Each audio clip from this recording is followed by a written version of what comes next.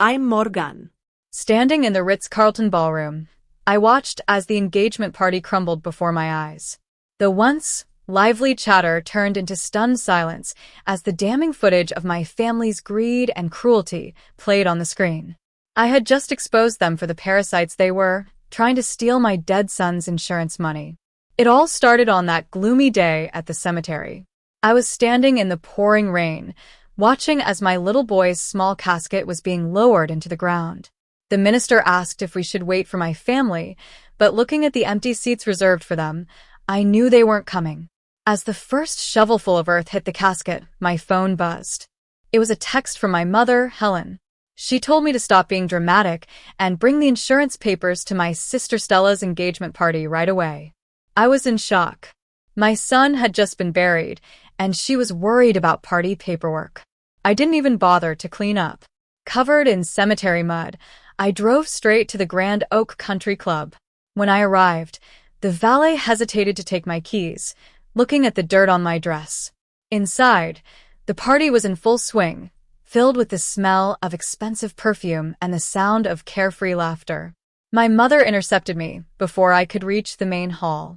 She grabbed my arm and hissed that I looked like a disaster. She dragged me into a private bridal suite where Stella was touching up her lipstick. Stella, without a hint of sympathy, asked if I'd brought the check for the venue expansion. I told her I'd just buried my son, and she wanted his insurance money for a party. She then pulled out an invoice, charging me for emotional distress, trip cancellation fees, and loss of social standing because of my son's illness. It was as if she was calculating every penny of inconvenience my son had caused. That's when the grief I'd been drowning in turned into cold, hard rage. I calmly folded the invoice and put it in my pocket. When Stella insisted she was owed the money, I simply said no. She was shocked, and so were my parents, Henry and Helen. My father blocked my exit and threatened me with filial responsibility laws.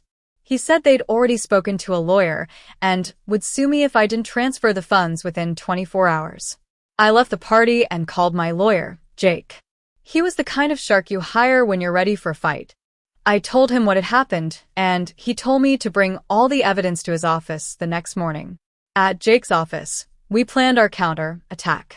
I showed him the trail cameras I'd installed in the cemetery trees the day before the funeral. I'd had a feeling my family would go there, and I was right. Jake said if I had the evidence, I thought I did, we could end them. A week later, I walked into the Ritz-Carlton ballroom, transformed and ready for battle. When Stella demanded the money, I took the podium and played the footage. The truth was out, and their world came crashing down. After the engagement fell apart, they filed a lawsuit demanding support. I set one final trap. I told them I'd buried the money as diamonds in my son's casket. Greed got the better of them, and they went to the grave with shovels. The police were waiting, and they were arrested. Months later, I stood at my son's grave in peace. The insurance money became a haven for siblings of terminally ill children. I lost the family I was born into, but I found my own strength and saved myself.